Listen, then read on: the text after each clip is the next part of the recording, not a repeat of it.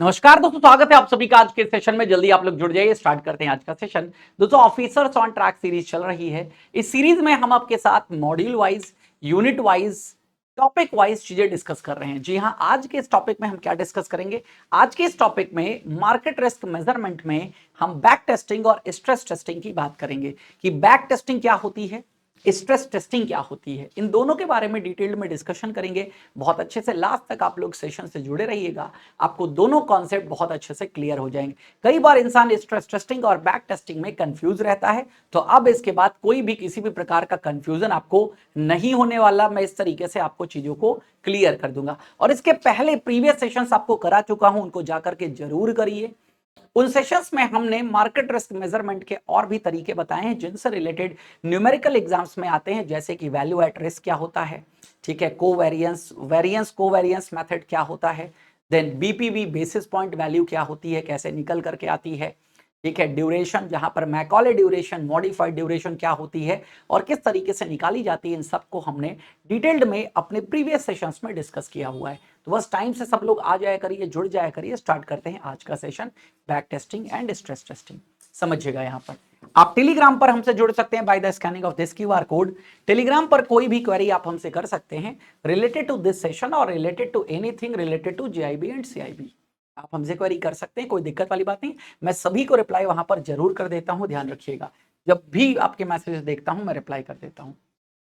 समझते हैं, सबसे पहले बात करते हैं what is back testing.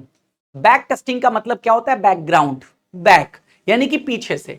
Front में आप नंबर ऑफ मॉडल्स, जैसे एक बैंक की बात करें, एक जो बैंक है वो नंबर ऑफ मॉडल्स का इस्तेमाल करता है। मॉडल्स का मतलब यहां पर हम स्टैटिस्टिकल मॉडल की बात करें, statistical model, statistical model, statistical model जो आप जिनका इस्तेमाल करके अजम्पशंस वगैरह लेकर के आप रिस्क को कैलकुलेट करने का काम कर रहे हैं, वो मॉडल जिन पर आप रिलाई कर रहे हैं, विश्वास कर रहे हैं, ट्रस्ट कर रहे हैं, क्या वो मॉडल सही से काम कर रहा है या नहीं कर रहा है, ये तो आप देखोगे।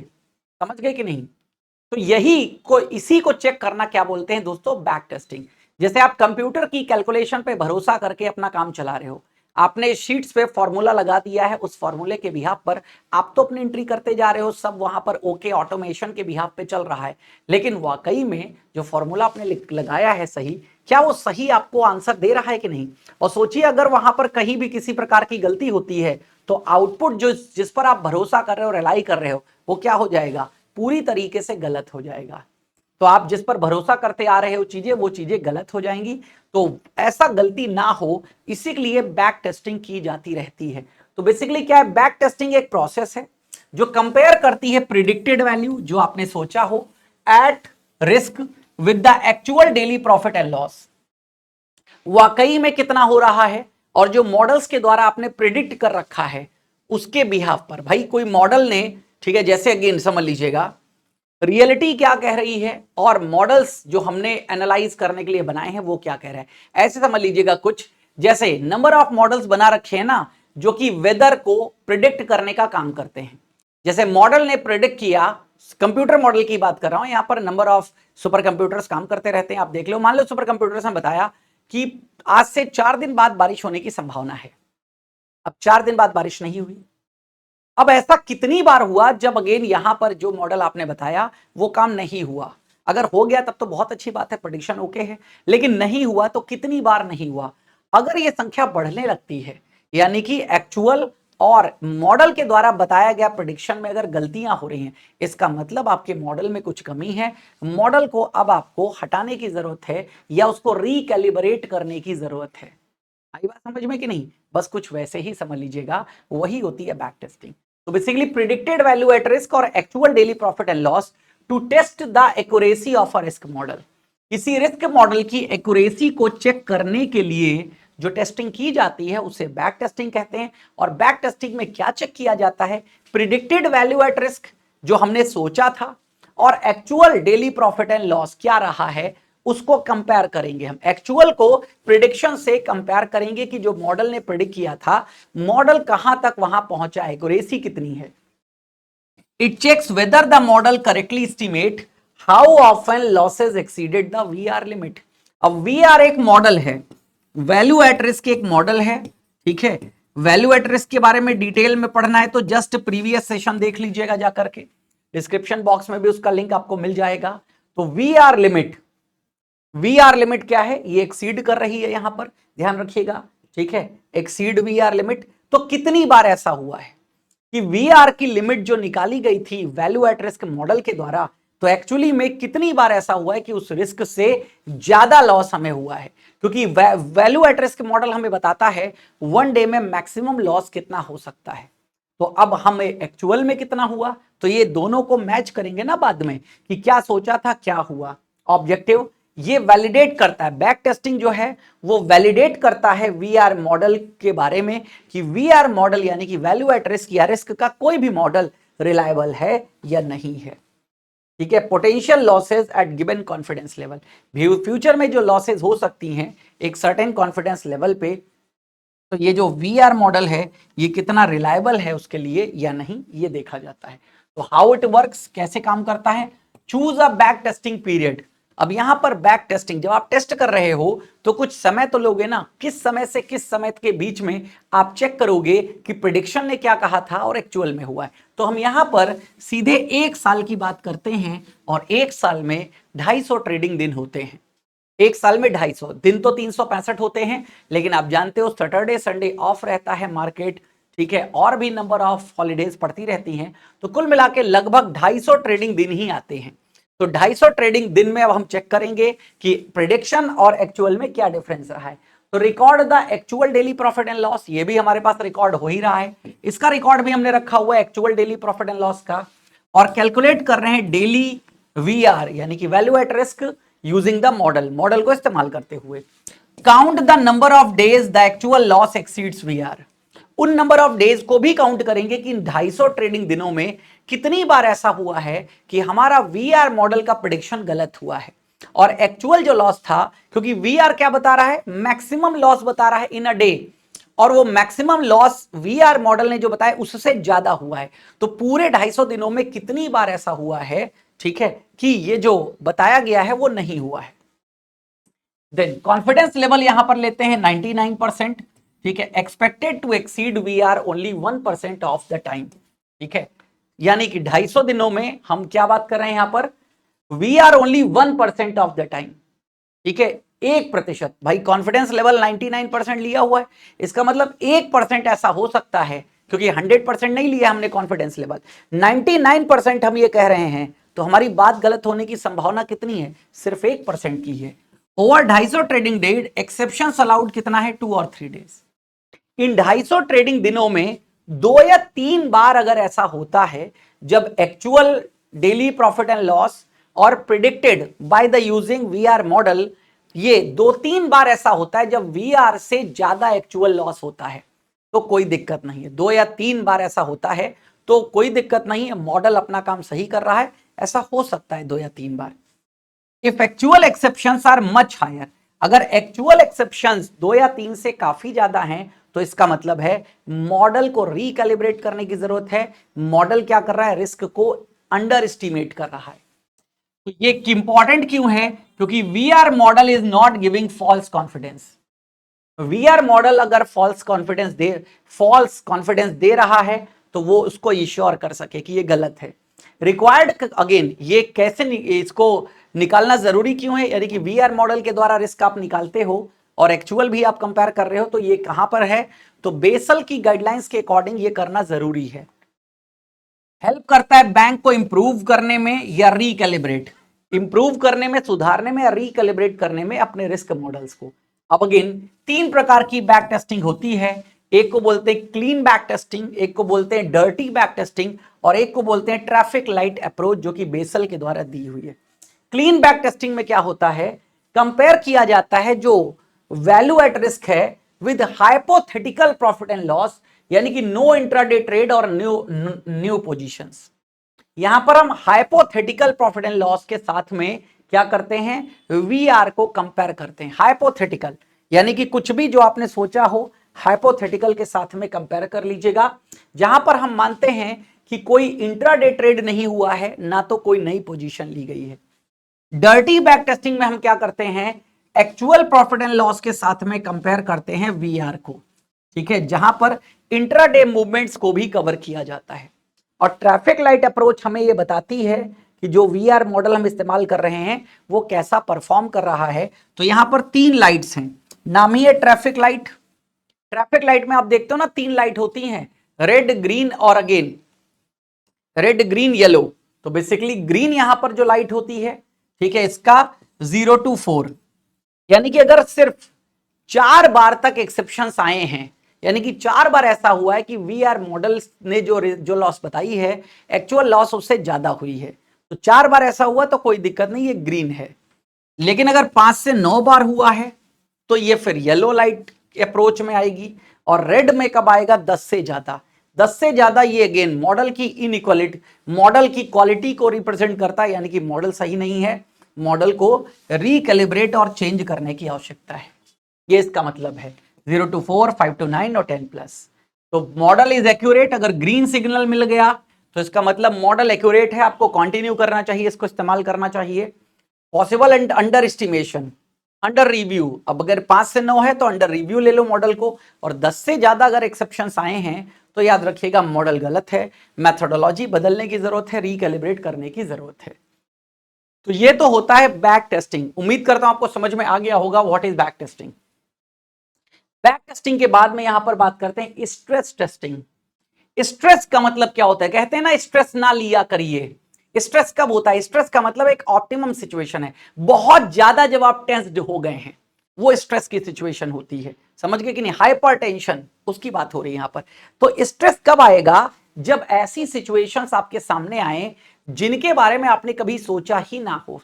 जैसे कोरोना के बारे में इतने दिन लॉकडाउन लगेगा, इकोनॉमी इतना डाउनफॉल में चली जाएगी, क्या किसी ने प्रिडिक्ट किया था? नहीं किया था। अब स्ट्रेस टेस्टिंग में ऐसी ही टेस्टिंग की जाती है कि सडन अगर इकोनॉमी में कोई शॉक लगता है, उसकी वजह से हमको प्रॉब्लम ना हो, तो उसके लिए हमने क्या प्रिपेयर, अपना प्लान क्या प्रिपेयर कर रखा है हमने, ठीक है। तो जैसे अभी पैंडेमिक प्रिपेयर्डनेस प्लान भी बना रखा है। अब किसने? वर्ल्ड हेल्थ ऑर्गेनाइजेशन ने, वर्ल्ड बैंक ने, पूरे वर्ल्ड को अगेन पैसा दिया गया कि पैंडेमिक प्रिपेयर्डनेस प्लान बनाइए। कोरोना के बाद से ही, ठीक है, भारत में जितने भी अस्पताल हैं, हर एक अस्पताल में, ठीक है, लगभग ये अलाउ कर दिया गया कि आपका अपना ऑक्सीजन प्लांट खुद का होना चाहिए। दूसरे के ऑक्सीजन प्लांट के भरोसे, सिलेंडर के भरोसे नहीं बैठोगे, क्योंकि कोरोना में ज्यादातर मौतें ऑक्सीजन की वजह से हो गई, लोगों को ऑक्सीजन सिलेंडर नहीं मिल पा रहा था। तो अब क्या है, लगभग जैसे अगेन उत्तर प्रदेश में मैं रहता हूं, तो उत्तर प्रदेश के जिलों की बात कर लूं, लगभग उत्तर प्रदेश के हर जिले में जो वहां का सरकारी अस्पताल है उसमें ऑक्सीजन प्लांट बना दिए गए हैं, ठीक है। हमारे जिले में भी बना हुआ है, मैंने देखा हुआ है, दैट्स वाई मैं ये बात कह रहा हूं। तो समझिएगा, कहने का मतलब ये है, यही प्रिपेयर्डनेस होती है। तो स्ट्रेस टेस्टिंग में ऐसी स्ट्रेस सिचुएशंस को हम सोचेंगे और फिर उसके आधार पर हम कैसे बिहेव करेंगे, हम क्या कर सकते हैं, वही टेस्ट किया जाता है।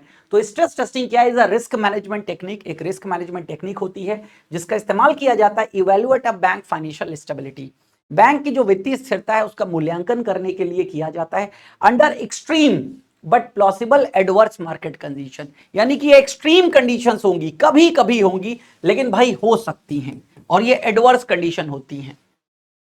मतलब हम किसी हाइपोथेटिकल कंडीशंस की बात यहां पर नहीं करते हैं कि जो पॉसिबल ही नहीं है, समझ गए मेरी बात की नहीं? हम बात कर रहे हैं कि अगेन बहुत ही हायर लेवल की है लेकिन हो सकती है, एक्सट्रीम कंडीशन है, ऐसा एक्सट्रीम लेवल पर होगा लेकिन हो सकता है।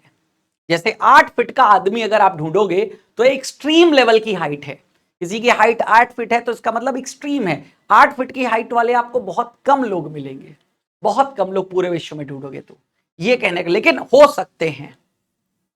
तो it assesses how much loss a bank और its portfolio could suffer due to exceptional stress events like a market crash. Market crash हो गया, जैसे आप इलेक्शन के समय देखते थे, मार्केट क्रैश होने का मतलब है एक दिन में ही मार्केट 10% या उससे ज्यादा गिर जाए, समझ गए? सेंसेक्स जो पॉइंट से चलता है उसके पॉइंट्स एक दिन में 10 या 20% टूट जाए, कोई शेयर है 10 या 20% टूट जाए तो उसको क्रैश बोलते हैं बेसिकली। तो market crash, interest rate spike बहुत तेजी से बढ़े, या फिर करेंसी डीवैल्यूएशन, ये सब चीजें हैं। पर्पज क्या होता है इसका? पर्पज होता है एनालाइज करना potential vulnerabilities and prepare for rare, कमजोरियां ढूंढना और प्रिपेयर फॉर रेयर, रेयर के लिए भी प्रिपेयर रहना। बट हाई इंपैक्ट सिनेरियोज होते हैं, रेयर होंगे लेकिन हाई इंपैक्ट होगा इनका, ठीक है, that may not be captured by models like VR. और इस तरीके के इवेंट्स को जो स्टैटिस्टिकल मॉडल्स हैं वो भी एज्यूम नहीं कर पाते हैं। तो अगेन यहां पर सिनेरियो क्या हो सकता है, जैसे interest rate shock. Interest rate shock कब लगेगा, जब सडन राइज हो जाए 2% का इंटरेस्ट रेट, यानी कि बॉन्ड की पोर्टफोलियो की जो वैल्यू है वो डिक्लाइन हो जाएगी। करेंसी रिस्क, रूपी सडनली डिप्रिशिएट कर जाए बाई 10%। सडनली रूपी डिप्रिशिएट कितना कर गया, 10%। पता चला अभी $92 के आसपास चल रहा है, सीधे 102 पहुंच जाए, 102 पर डॉलर, तो ये क्या हो जाएगा, करेंसी रिस्क है। इक्विटी मार्केट क्रैश, यानी कि स्टॉक के जो इंडेक्सेस हैं वो फॉल हो जाएं 25% इन 1 वीक, एक हफ्ते में 25% से ज्यादा गिर जाएं, ठीक है। देन क्रेडिट क्राइसिस, क्रेडिट का मतलब उधारी ही नहीं मिल रही है। Major default by large corporate borrowers, बड़े बड़े जो कॉर्पोरेट बोरोवर्स हैं वो डिफॉल्ट कर जाएं, जो मार्केट सेंटिमेंट को अफेक्ट कर रहे हैं। लिक्विडिटी फ्रीज हो जाना, लिक्विडिटी लोगों के पास है ही नहीं। No buyers for asset, asset का कोई बायर है ही नहीं, सब क्या है, सेलर हैं, इवन एट डिस्काउंटेड प्राइसेस। यही लिक्विडिटी फ्रीज होना होता है कि लोगों के पास पैसा ही नहीं है, समझ गए कि नहीं। जिसके पास पैसा ही नहीं है तो तुम चाहे सस्ता बेचो, चाहे ऑफर में बेचो, चाहे जैसे बेचो, वो खरीद ही नहीं पाएगा, उसके पास पैसे ही नहीं है। आप सस्ता जरूर बेच रहे हो, आप कह रहे हो भैया जो रेट होना चाहिए हम तो उससे कम पे बेच रहे हैं, लेकिन सामने वाले के पास उतना भी नहीं है, लिक्विडिटी फ्रीज हो रखी है। देन सेंसिटिविटी एनालिसिस की बात करते हैं। स्ट्रेस टेस्टिंग में होता है सेंसिटिविटी एनालिसिस। सेंसिटिविटी एनालिसिस में हम बात करते हैं 1% हाइक की, ठीक है। ये मेजर करता है impact of small changes in a single risk factor. एक सिंगल रिस्क में अगर 1% का भी कोई चेंज है तो उसको इंपैक्ट करता है सेंसिटिविटी एनालिसिस। फिर आता है सिनेरियो एनालिसिस, यहां पर हाइपोथेटिकल या हिस्टोरिकल सिनेरियोस देखे जाते हैं, जैसे 2008 क्राइसिस, जो सब प्राइम क्राइसिस थी, लेहमन ब्रदर्स, जहां पर अमेरिका के 22 बैंक बंद हुए थे। कोविड में आपने देखा था मार्केट क्रैश हो गई थी। Then reverse stress testing, reverse stress testing क्या होती है, start with a predefined failure. ये स्टार्ट होती है, हमने पहले से कुछ फेल्योर रीजंस डिफाइन कर दिए उनके आधार पर, जैसे capital breach, and works backward to identify. हमने पहले ही बता दिया ये सिचुएशन हो गई है, अब क्या करोगे। हम मान लेते हैं ये बैंक जो है, ठीक है, इसका एनपीए हो गया है 1 लाख करोड़ रुपए या 3 लाख करोड़ रुपए, अब ये बैंक डूबने वाला है, कैसे निकालोगे। तो रिवर्स स्ट्रेस टेस्टिंग, तो work backward to identify what scenarios could cause it. आपको बैक मतलब शुरुआत लास्ट से करनी है, आना पहले तक है कि कौन सा ऐसा सिनेरियो रहा है जिसकी वजह से ऐसा हुआ है। तो ये होता है रिवर्स बैक टेस्टिंग, ठीक है। रिवर्स जैसे पिछला गियर होता है ना पीछे ले जाने के लिए, तो ये रिवर्स बैक टेस्टिंग है। ऐसा हुआ तो ऐसा क्यों हुआ। अब वीआर और स्ट्रेस टेस्टिंग में क्या डिफरेंस है वो देख लीजिएगा। कैप्चर क्या करता है, वीआर कैप्चर करता है नॉर्मल मार्केट कंडीशन, और स्ट्रेस टेस्टिंग यहां पर देखते हैं एक्सट्रीम या unusual market conditions. Confidence level होता है यहां पर 95 या 99%। स्ट्रेस टेस्टिंग में किसी भी प्रकार की कोई प्रोबेबिलिटी अटैच नहीं होती है, क्योंकि ये रेयर सिचुएशंस होती हैं। टाइम फ्रेम की बात करें, यूजुअली शॉर्ट टर्म के लिए होता है वैल्यू एट रिस्क, ये मीडियम टू लॉन्ग टर्म होता है स्ट्रेस टेस्टिंग। देन पर्पस क्या है, quantify expected maximum loss. VR क्या करता है, मैक्सिमम लॉस को क्वांटिफाई करता है।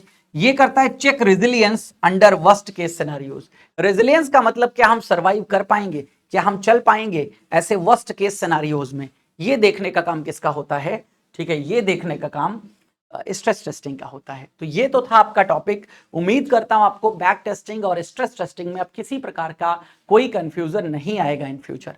अब दोस्तों बात कर लेते हैं हमारे पेड बैचेस की। आपको क्या ऑफर्स इस समय चल रहे हैं मैं यहाँ पर दिखा देता हूँ, ठीक है, समझा देता हूँ। तो दोस्तों आपको सिंपल pw.live पर जाना है, गूगल पोर्टल पर ऑल कोर्सेज पे क्लिक करना है, गवर्नमेंट एग्जाम पे क्लिक करना है, आपको ये दिख जाएगा JIB एंड CIB। इस पर क्लिक करेंगे तुरंत सारे बैचेस जो JIB CIB से रिलेटेड हैं वो आपके सामने ओपन हो जाएंगे, जैसे कि यहां पर ओपन हो गए हैं।